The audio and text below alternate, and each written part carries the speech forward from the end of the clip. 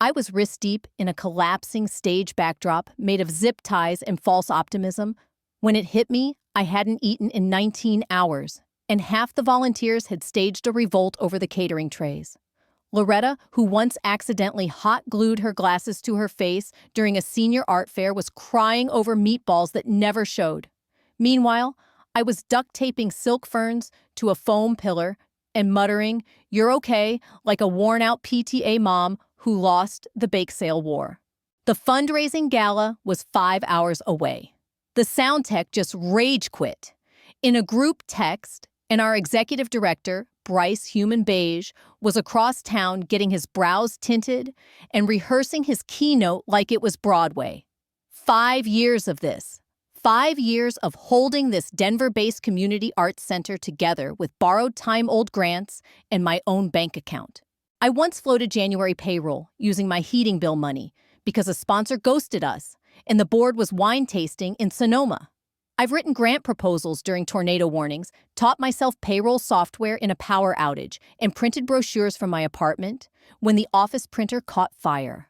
I've swallowed 1,000 condescending compliments like, "Mara's just so reliable," which in nonprofit code means we'll never promote her because she makes miracles out of misery.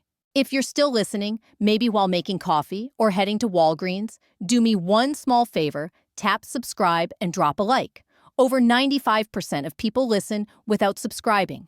And it really helps our small team keep sharing these stories and torching the Bryces of the world with some well-earned truth. Anyway, back to the beautiful mess. Bryce never understood the systems I built. He just swooped in with that blazer and vision nonsense and tried to coast on the R8 partnership like it was his brainchild. He talked in buzzwords like synergy and maximize reach, but when it came to calming a furious artist or sorting donor tax forms, that fell to me every time. The board called him a natural leader. One even said while sipping an overpriced spritzer, he lights up a room. This is a man who once introduced a jazz quartet as soft rock fusion from Detroit. Still, I showed up because I love the work. I was the work. But I'd given everything and it was draining me dry. So I resigned, quietly, late one night after unclogging the studio sink. Simple. Just, I'm done. Oh, the drama. I just wrote, "Thank you for the opportunity. My last day will be October 21st, the morning after the gala." But I never hit send. Not yet. I wanted to finish the mission. Leave with grace. No fanfare. No collapse. Just clean closure. I didn't tell anyone, not even Denise, our front desk legend and part-time therapist in orthopedic shoes. I saved the draft in a folder labeled Rainy Day and went right back to chasing down gold foil name tags for people who would absolutely call me Maria all night. The gala would be my final bow. I planned every detail: the stage, wash the table runners, the donor welcome bags with essential oils and local honey, even the printed menus with dairy-free labeling in metallic ink.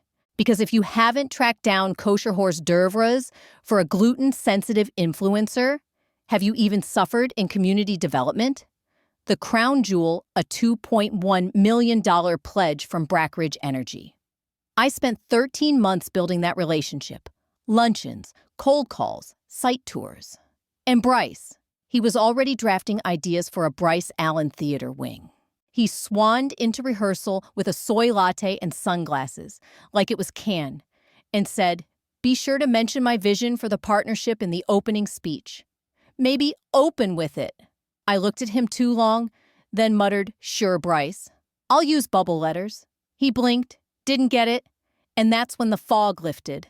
Not all at once, just a sliver. But it was enough to see what I'd been refusing to admit. This place wasn't mine anymore. I'd outgrown it.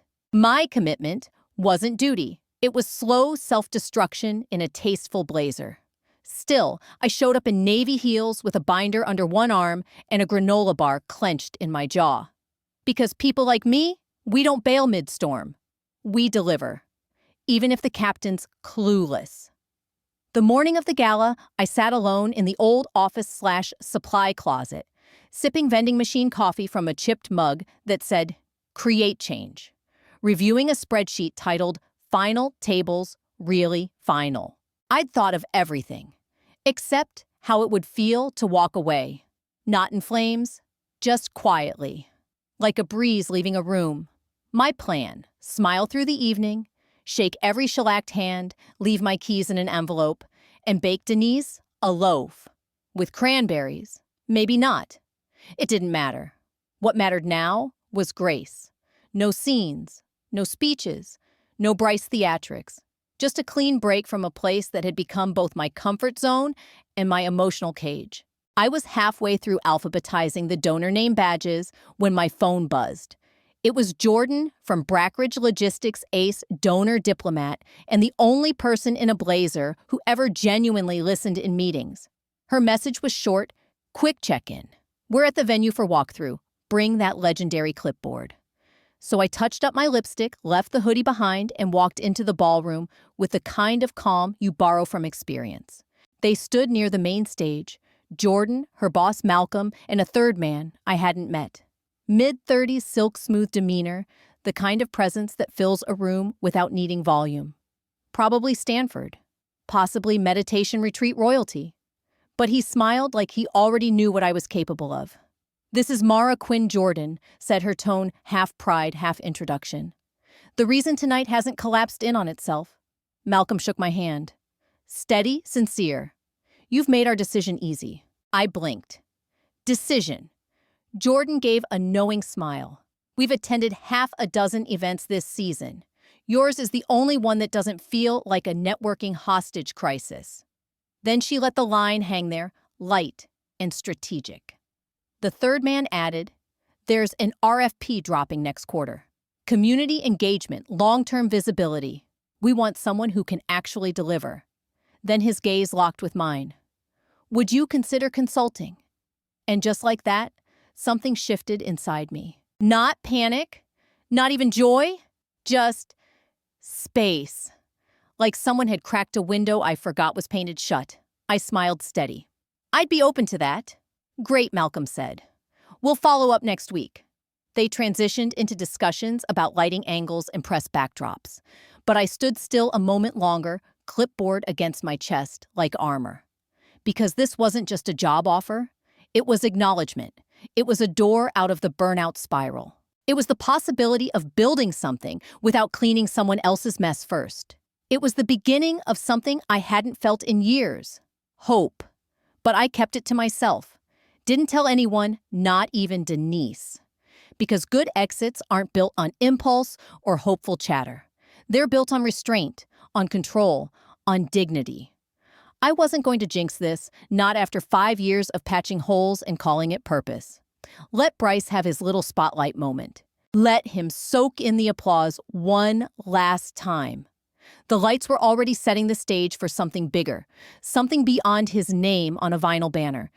If you want to see how Mara's journey unfolds and watch the quiet power moves that change everything behind the scenes, subscribe now. Don't miss the next chapter of this unstoppable story. I just had to survive tonight. One final round of handshakes. One final round of applause. Then I'd vanish. Right on schedule, the lights dimmed. The string quartet launched into Clair de Lune, which I'd chosen specifically for its elegance meets public domain charm. The ballroom glowed under warm gold uplights, casting a soft filter that made even the crankiest board members look benevolent. Centerpieces flickered with candlelight, hand-assembled by yours truly after the florist canceled an hour out. Brackridge's banner hung flawlessly above the stage thanks to me, scaling a ladder in heels while Bryce rehearsed his fake sincere transitions backstage. Everything was working. Donors were happy. Check-in was smooth. The silent auction had already topped last year's total. A guy in velvet loafers was aggressively bidding on a weekend pottery retreat in Pueblo. I was minutes away from clean exit velocity, and then I caught the scent cologne ego and overcompensation. Bryce. He strolled in 40 minutes late, with pink cheeks and peppermint breath drunk, but trying to look strategic about it. His blazer had a pocket square, like it came from a magician's starter kit, and his hair had that crispy look that screams divorced man discovers moose. I stiffened as he made a beeline for the MC, whispered something, and pointed to the stage with all the confidence of someone who showed up late and still expected a standing ovation. Denise shot me a look from the check-in table. Should I trip him or let it ride? I just shook my head. Let him have it. The MC cleared her throat. Before we continue, a few words from our executive director, Mr. Bryce Ellison. Polite golf claps. Cue the cheek chewing. He took the stage like a cruise ship comic. First line, Gala's prom for exhausted donors. Half the room chuckled. I did not. The rest just blinked. Bryce, of course, pivoted. None of this would be possible without our incredible team. When Brackridge first came to us about expanding their involvement, well, let's just say they recognized the momentum we've built here. And I think that's a testament to all of us. My jaw didn't clench. My hands didn't curl into fists. I just gave a small nod and kept smiling, like someone trying to blend in at a mob wedding. When he finally stepped off stage, I leaned in just enough to murmur, "Nice job." It was all teeth. Then it was my turn. I climbed the stage stairs with the ceremonial Brackridge check in hand, a giant foam rectangle representing $2 million and exactly none of Bryce's labor. The lights were hot, the room hushed. The photographer crouched in position. I smiled. Genuinely, because this was it. The final curtain call. Then my phone buzzed. I held it in my palm, half tucked behind the check, about to open the speech notes I'd emailed to myself. But the vibration hit differently. Not like a reminder. Not like a text from Denise about seating changes. This buzz felt like a knife. I glanced down. Fired 3 words. 1 emoji, all lowercase. No signature. I blinked. Then leaned into the microphone, raised the phone like a toast, and said with full composure, "Well, everyone, it appears I've just been fired." The room stilled. Even the cello players froze mid-bow. Someone by the bar gasped. Silverware clattered onto a charger plate in the back. And then, from the front table came a thunderous voice, "Who the hell just fired Mara Quinn?" It was James Ferris Brackridge's CEO, still seated, eyes locked on the board. Bryce, hovering stage left, suddenly looked like he regretted his life choices. I didn't smile. Didn't move. I placed the foam check carefully on the stand and stepped down. Steady and calm, the kind of calm you only get when something deep inside you finally shifts from breakable to bulletproof. I returned to my seat in the back, crossed my legs, sipped my water. Bryce had lit the match.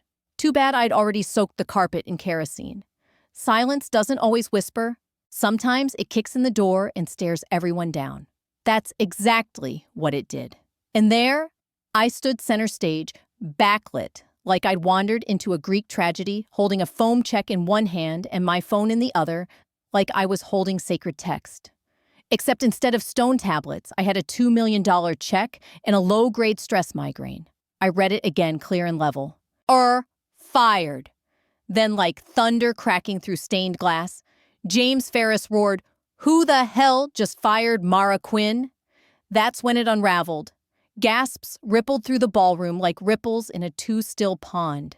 Someone at the VIP table whispered, "Did she say fired?" Another mouthed, "Oh my God," into their champagne. Brackridge's PR rep, cool and composed 10 minutes ago, was now gripping her wine glass like it owed her rent. Bryce stood frozen near the curtain, looking like someone had just handed him a scorpion in a gift bag. I watched it hit him in real time, the truth that he wasn't standing in the spotlight. He was under it, and it scorched the board. They looked like mannequins, mid-clearance sale, expressionless, stiff, blinking too fast.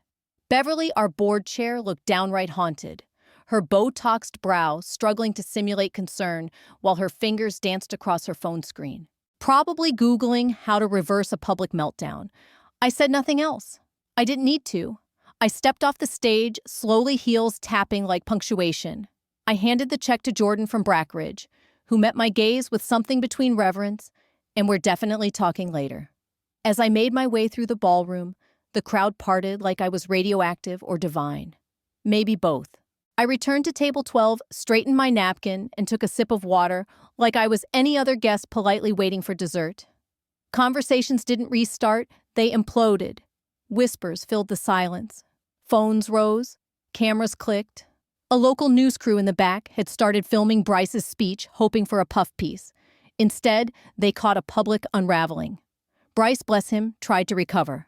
He stepped up with no mic, no planned sweat blotting through his collar. Wow, well, that was Mara's humor for you. He forced a laugh. We joke like that. Silence. Then James stood. We fund this institution because of its people. If what I saw was real, I suggest this board convene immediately. And then he walked out. Just like that.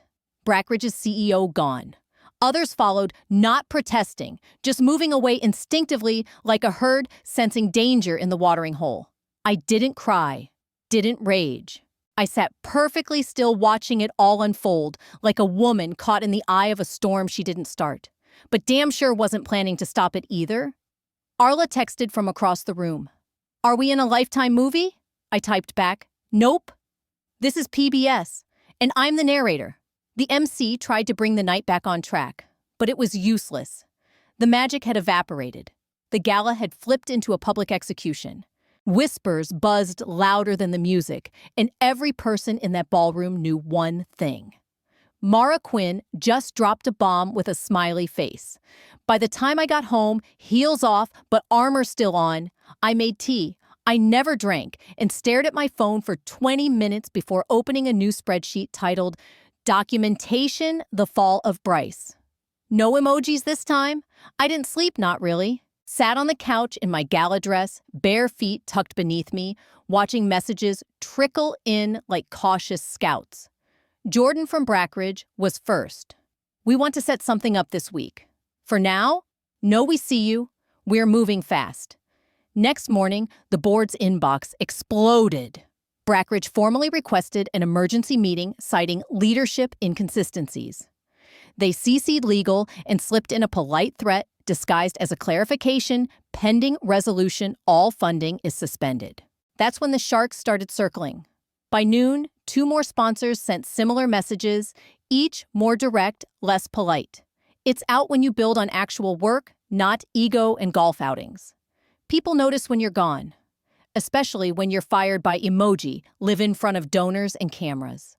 Bryce, of course, went silent. Radio silence. Not even a fake apology. Just a void where leadership should have been. By 3 p.m., my inbox pinged again. This time, Beverly, the Botoxed board chair, requesting a discreet talk. I met her and 2 others. Jared and Denise, the real money. The reputations that don't like circus acts at a quiet bistro across town. Beverly dabbed lipstick with a napkin. Mara, we're all surprised. That was not the send-off we expected. I raised a brow. Wasn't planning a send-off. I had my resignation ready. I wanted it clean. Denise leaned forward, voice low. Tell us exactly what happened. We'd all seen the footage, but they needed my version. Candidly, I nodded, pulled out my laptop and opened a folder named Receipts. No rants, no dramatic monologues. I started sliding documents across the table one by one. Chronological clinical, late paychecks, unreimbursed expenses, emails Bryce never forwarded, event proposals I'd written with his name slapped on the final copy, internal memos where he took credit for the Brackridge deal after skipping 3 planning calls, even a text where he told a donor, "I'm just the logistics girl." The room went quiet, that heavy kind of silence that means we knew he was bad, but not this bad. Jared finally broke it. You've been collecting this all along? I shrugged. Someone had to care about the paper trail. Beverly looked like she swallowed a thumbtack. Why didn't you come to us sooner? I tilted my head. Would you have listened? She said nothing. They asked if I'd share this during the board review. I said I'd consider it depending on what happened in the next 48 hours. No favors, no comeback. Just truth. With teeth. Later that week, whispers started. Arla texted me. Beverly called Bryce unpolished during a Zoom. Jared was talking legal. In nonprofits where smiles are currency and grudges wear pearls, that kind of noise is sirens blaring. People were realizing the rot wasn't in the underlings. It was sitting in the executive suite with a drink in hand and a LinkedIn post about resilience. Somewhere deep in Bryce's gut, I knew he felt it. That chill. the slow awareness that his credit empire was cracking beneath him. And me, I didn't gloat, didn't tweet. I kept building the file quiet, efficient, like a woman laying out bones before a feast. By Friday morning, my inbox was a crime scene. It started with a reply-all email from Bryce titled, "Urgent Clarification on Gala Incident." The man couldn't manage a catering contract, but he sure found time to write a novella, blaming me by name for orchestrating a spectacle to undermine leadership and damage donor trust. Spectacle. I read that text aloud.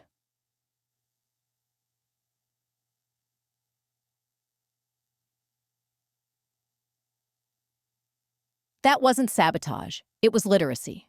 But the poison had been released. Within hours, local arts blogs devoured the story like it was reality TV. Headlines screamed executive directors Gala ambush, sparks nonprofit meltdown. Another blared, Mara Quinn. Stuns Gala, crowd with live firing stunt performance art. Or Petty Drama One even called me a self-proclaimed logistics savant. Self-proclaimed honey.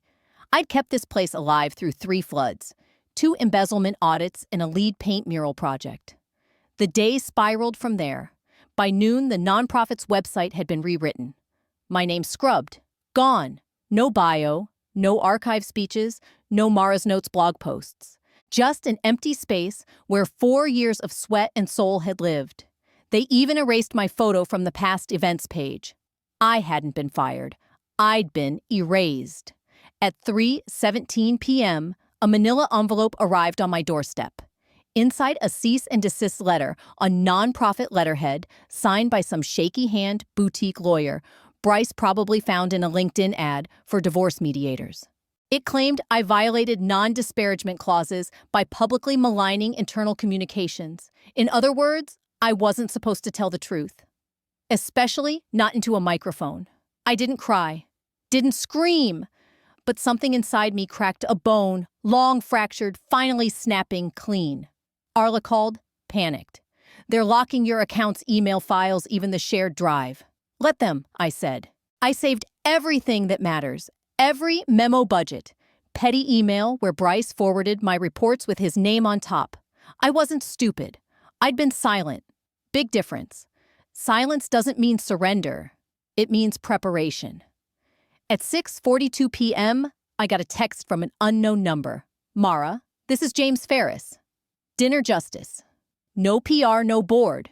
Proposal you'll want to hear. I stared a full minute before replying, tomorrow. 7 p.m. Pier House. He replied, perfect. That night, I didn't pace or plan a war. I sat on my porch with wine watching neighborhood kids chalk whales on sidewalks. My phone buzzed every 50 minutes, op-eds, whispers. One voicemail from Beverly about confidentiality. I didn't reply. Because here's the truth. They fired the woman who built the fire exits. And now someone wanted me to build a whole new building. Funny, I said calmly. I started building this in May. Right after Bryce pitched that mural series that turned out to be copy-pasted from a 2014 art blog and a BuzzFeed listicle. James blinked. You were already planning this? I nodded once. Never planned to launch it. I just needed to know I could, that I wasn't chained to a sinking ship I didn't sign up for. He scrolled through the proposal. No gasps, no dramatics, just the steady calm of someone watching a chessboard flip. I knew you were good, he said finally. Didn't know you were this. I closed the laptop. I'm not looking for revenge, James. I'm not a grenade with a grudge. I want to work with people who don't punish competence. He smiled. Not smug, not performative, just a man who had been waiting to find someone who didn't waste time auditioning. I'll have legal draft the paperwork, he said. But know this, you're not a consultant. You're a builder, and builders don't get erased from websites. I left the restaurant without dessert or toast, just the echo of that sentence and a faint smell of wood smoke on my coat. That night, I watched the nonprofit's social feed. They'd posted a photo of a half-empty gala from 3 months ago, Bryce's face front and center. No comments, no shares, no likes. Then my phone buzzed. A new email from Brackridge's legal team, subject line engagement terms raise initiative. I didn't reply, not yet. I wasn't responding. I was deciding. It started with a one-line email. Brackridge's legal team sent it to the board, copied every major sponsor, blind copied everyone who mattered. Effective immediately, Brackridge Logistics is terminating all financial commitments to the Downtown Arts Collective, pending structural overhaul and leadership reevaluation. No press release. No quotes. Clinical? Final.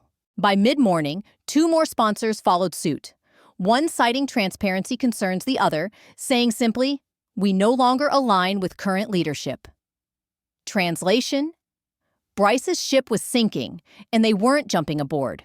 The nonprofit's donation portal, usually a quiet hum of pledges and gifts, went silent. No new donors, no renewals, just a slowly draining account and a leadership team staring at spreadsheets they didn't know how to read without me. By Friday, the board called an emergency closed-door session.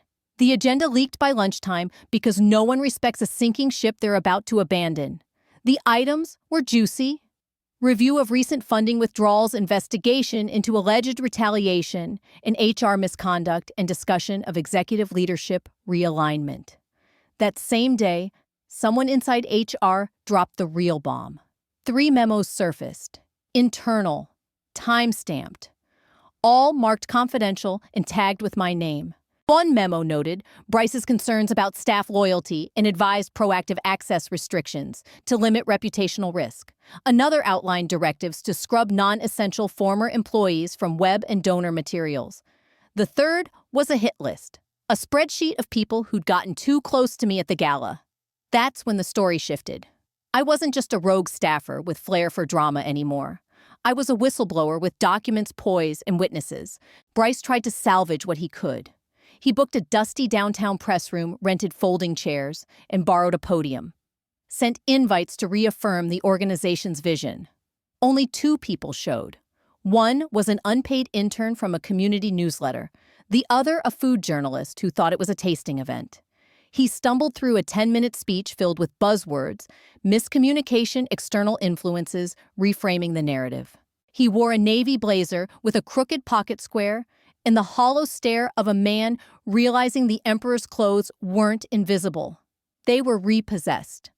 When asked why Brackridge pulled funding, he muttered creative differences and slipped out the back before anyone could follow up.